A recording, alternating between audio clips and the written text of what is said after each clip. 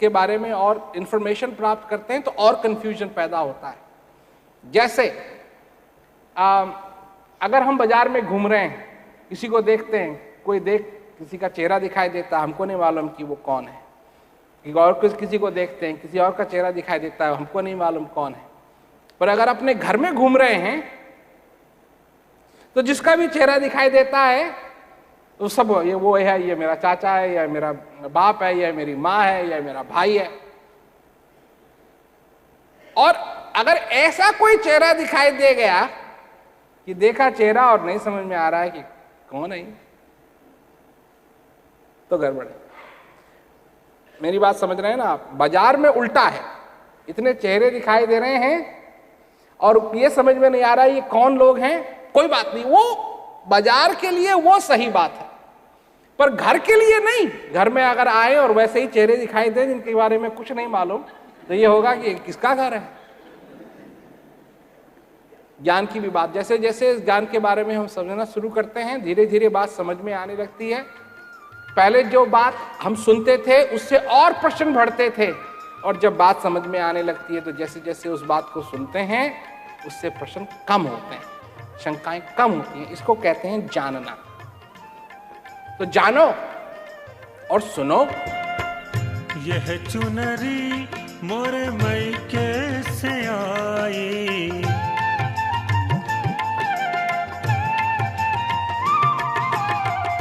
यह चुनरी मोरे मैके से आई, मन मूरख अभिमान किया, मन मूरख अभिमान किया। मोरी चुनरी में पड़ गयो नाग पिया, मोरी चुनरी में पड़ गयो नाग पिया। सबसे बड़ी चीज है कि वो प्यास लगी। प्यास नहीं लगी तो पानी भी आएगा और वो जो सारा मौका है उसको समझ नहीं पाएंगे। जो समझने की बात होती है वो समझ नहीं पाएंगे और वो सारा मौका निकल जाएगा। आप लोग जो मैं बात कह रहा हूं उसका मैं एक उदाहरण देता हूं। आप लोग जिस दिन आपके घर में ऐसा खाना बन रहा हो जो आपको बिल्कुल पसंद है, तो क्या करते हैं आप? ऊट पटांग और चीजें नहीं खाते हैं ताकि भूख लगी रहे जब खाने का मौका आए, क्योंकि जो बन रहा है वो पसंद है। समझे ना मेरी बात? और जिस दिन ऐसी चीज बन रही है जो पसंद नहीं है तो हो सकता है और कुछ खा लें। बस वही बात है कि जो बन रहा है, जिस चीज की प्यास है, ज्ञान की बात है, तो प्यास लगी रहे, और सच्ची प्यास। ये नहीं है कि ये क्या है, ज्ञान क्या है। इसको कहते हैं क्यूरियोसिटी। क्या है क्यूरियोसिटी में? 10 आदमी खड़े हुए हैं, क्या देख रहे हैं? क्या ये 10 आदमी क्या देख रहे हैं? मतलब ये 10 आदमी खड़े खड़े कुछ कर रहे हैं, ये क्या कर रहे हैं? इसको कहते हैं क्यूरियोसिटी। और जब देखा क्या कर रहे हैं, वो देख रहे हैं, किस चीज को देख रहे हैं, खत्म। कोई लाइन में नहीं लगेगा, कोई वहां खड़ा नहीं रहेगा, क्योंकि अब मालूम पड़ गया वो देख रहे हैं क्या क्या कुछ देख रहे हैं। कोई गड्ढा खोद रहा है उसको देख रहे हैं। इसको कहते हैं क्यूरियोसिटी। ज्ञान के बारे में भी लोग क्या है, क्या चीज है, ऐसे नहीं, ये असली प्यास नहीं। ये तो वो वाली बात हो गई कि 10 आदमी खड़े हुए हैं और ऐसी जगह खड़े हुए हैं कि वो जाना चाहते हैं एक कमरे में या एक जगह या एक हॉल में, अपने जीवन को सफल बनाने के लिए। और कोई आता है कहता है कि ये 10 आदमी यहाँ क्यों खड़े हुए हैं, जाके पूछता है किसी से, आप यहाँ क्यों खड़े हैं जी? उसमें और वो जो 10 आदमी खड़े हुए हैं उनमें अंतर क्या है? क्या अंतर है? ये सिर्फ जानना चाहता है कि वो 10 आदमी क्यों खड़े हुए हैं, सिर्फ। परंतु जो 10 आदमी खड़े हुए हैं उनको मालूम है कि वो क्यों खड़े हुए हैं, उनको मालूम है कि वो जाकर के अपना जीवन सफल बना सकते हैं। तो अगर कोई उनसे जाके पूछे कि आप क्यों खड़े हुए हैं जी? अजी हम अंदर जाने के लिए खड़े हुए हैं, उसको जवाब मिल गया, वो गया। उसको क्या मालूम क्यों खड़े हुए हैं? जीवन सफल बनाने के लिए खड़े हुए उसने, क्योंकि जवाब तो क्या, अंदर जाने के लिए खड़े हुए हैं। अंदर क्या होगा इसको क्या मतलब? वो तो सिर्फ ये जानना चाहता है कि 10 आदमी क्यों खड़े हुए। ऐसी प्यास नहीं होनी चाहिए। क्यों? इसकी मैं आपको दूसरी मिसाल देता हूं। जो किसान है ना, किसान, वो बीज इधर उधर नहीं डालता है। देखे, वो ये नहीं कहता कि देखें यहां बीज उग जाएगा, देखें यहां बीज उग जाएगा, यहां बीज ना, संभाल के रखता है और अपने क्या कहते हैं खेत को तैयार करता है, और जो खेत तैयार है उसमें जाकर के बीज डालता है। और कहीं इधर उधर भी पड़ जाए तो उसको फिर ठीक जगह ला के रखता है, क्योंकि उसको मालूम है कि अगर गलत जगह ये पड़ गया तो ये उगेगा नहीं। तो इसलिए जो प्यास है वो सच्ची प्यास होनी चाहिए, क्यूरियोसिटी नहीं होनी चाहिए। ज्ञान आपको मिलेगा, ज्ञान के बारे में ज्ञान देना तो आसान है।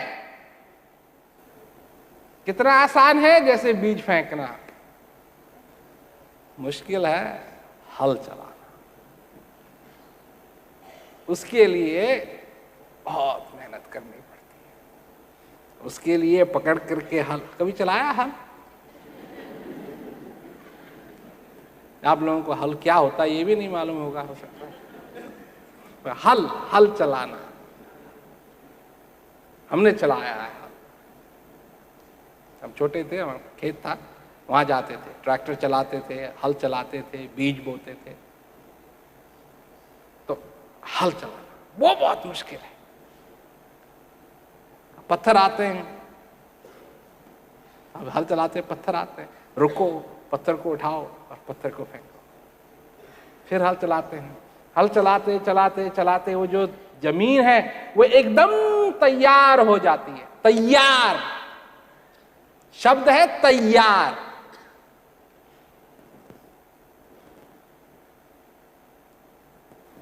और जब तैयार हो जाती है तो सिर्फ एक ही चीज बात, बीज बोना बाकी रह जाता। यही बात है। हल चलाओ, सुनो सुनो, सत्संग को सुनो। सत्संग सुनने का है यही महत्व कि वो हल चल रहा है। क्योंकि जहां थोड़ा सा भी पत्थर है ना, ऊपर आता है। जहां संशय है, जहां दुविधा है, तो वो ऊपर आता है। रुको, उसको फेंको और फिर हल चलाओ और उस पृथ्वी को, उस खेत को तैयार करो, और ये होगा। कहत कबीर दाग तब छुटी है,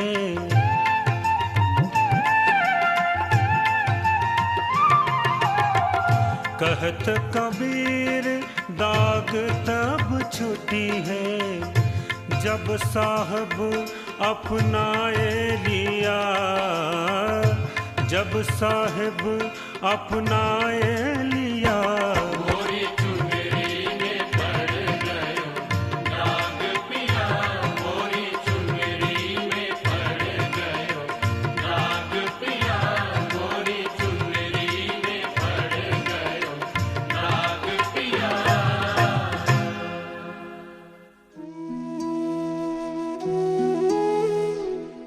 ज्ञान को अगर समझना चाहते हो तो तुमको ये मालूम होना चाहिए कि ज्ञान उस चीज से जुड़ा हुआ है जो सब जगह है।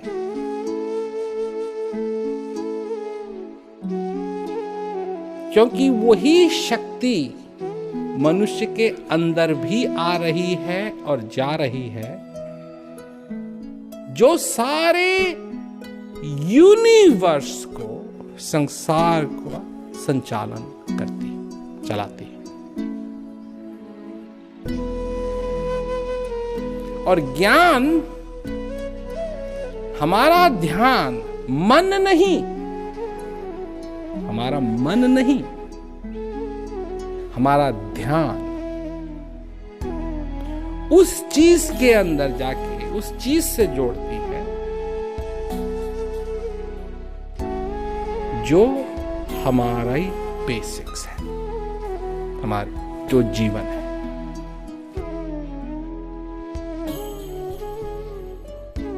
इतनी सूक्ष्म है वो शक्ति कि ऐसी कोई जगह नहीं है जहां वो नहीं है।